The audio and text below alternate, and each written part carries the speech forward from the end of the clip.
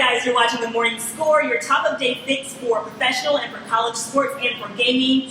Erica Davis here with Meghan, Stef, and Trevor. Now we are talking NBA, specifically the Atlanta Hawks. Now the Atlanta Hawks are on a 13-game winning streak as of Wednesday, January the 21st. And they haven't lost a game since December the 26th, which was against the Milwaukee Bucks.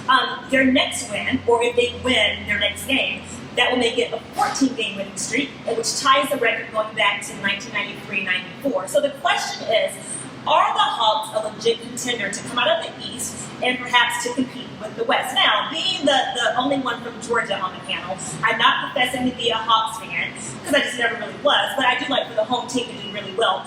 I would like to say I do think the Hawks are a legit contender. They have Jeff Teague as their point guard. He's having a phenomenal season, averaging 17.5 points per game, 7.2 assists per game, and also he's a great leader on the court. And if you listen to some of his most recent candid interviews, he talks a lot about team chemistry. Yes. Yeah. And think about team chemistry or lack thereof. When you think about teams like the Lakers. I hate to throw that, in there, but you can tell that the Lakers probably don't really like each other on the court. Right. And it makes a difference. Kyle Korver also is having a phenomenal season, averaging 13.2 points per game, 54% from beyond the arc. That's kind of unheard of. Yeah. So where was that when he was in Chicago Bulls? he wanted to save the best for last. So I really do believe that Atlanta is a legit contender. I know they've gotten knocked out of the first round every year for the past 3 years consecutively. But, their competition in the East, the Cavaliers, the Knicks, who we thought would be competitive. We finally won a game. The Knicks! We finally won a game! Impressive. Like, we were so excited. I love it. So that the other competitors in the East are not as competitive as we thought they would be. So, what are your thoughts? Are they a legit contender? I contend that they are a legit contender to win the East and to be competitive with whoever comes out of the West. I think they're definitely legitimate. Just like you said, they're very balanced. Like all 5 starters are in double digits, which is pretty unheard of. That's pretty awesome.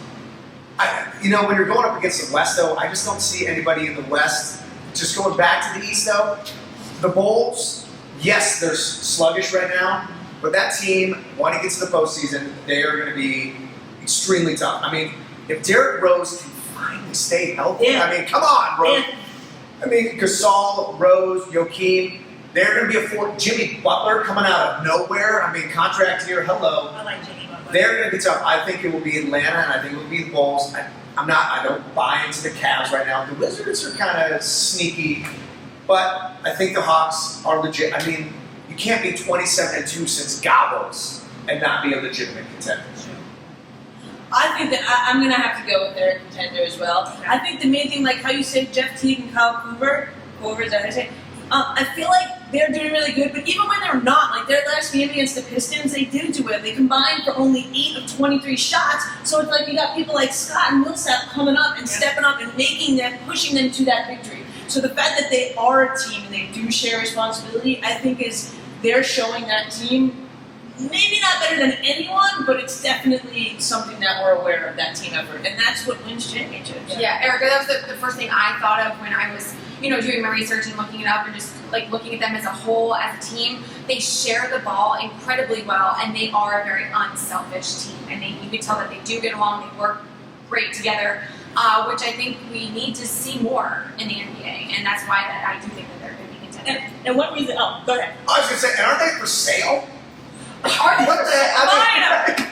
It's crazy to me. Yeah. We should Let's buy the Hawks. We should get like an Indiegogo campaign. Buy the freaking Hawks. The part you Chicago thing I know people in high places, believe me.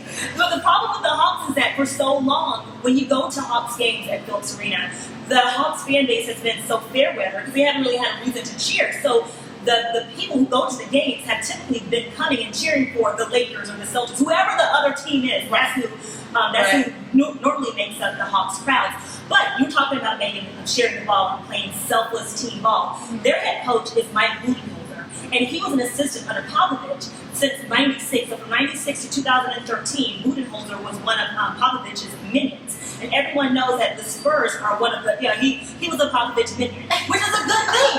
It's a good thing because Popovich is from a school of thought that is share the ball, play selfless team ball, spread the floor. And it's very obvious that Budenholzer has taken those ideals and implemented them into the Hawks system, which is, why I think they're kind of like the miniature Spurs, but of the East. Exactly. I just want all of us to share a Budenholzer right now. I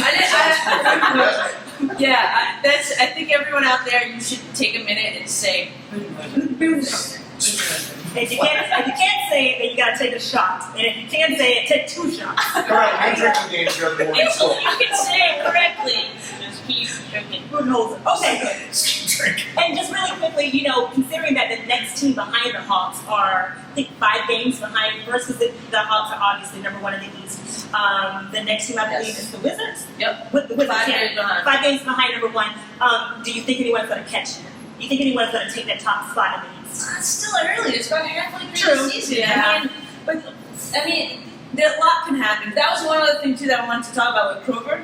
He is at 128 points with 3-pointers, so he's on track to actually break his own record if he continues that way. That's unreal. Yeah, That's amazing. That's a lot of points. That's a lot of points, and that's just you don't. It's rare that you find someone that's that consistent, like with 3-point shots. And just shout out.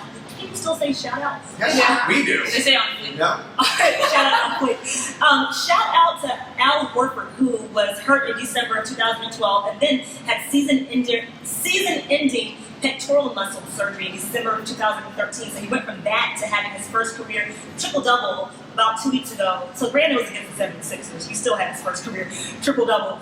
So the Hawks are just looking good on all cylinders, and they are clicking. All right. And I hope the fans, now that they have a team to get by, they can stop wearing all those Dominique Wilkins jerseys. Oh, my God. Because it's No, over. He doesn't play for the Hawks No, anymore. you didn't. Just an I FYI. said some shame. All right, guys, stay tuned. Next segment is all about the NBA, but the Western Conference.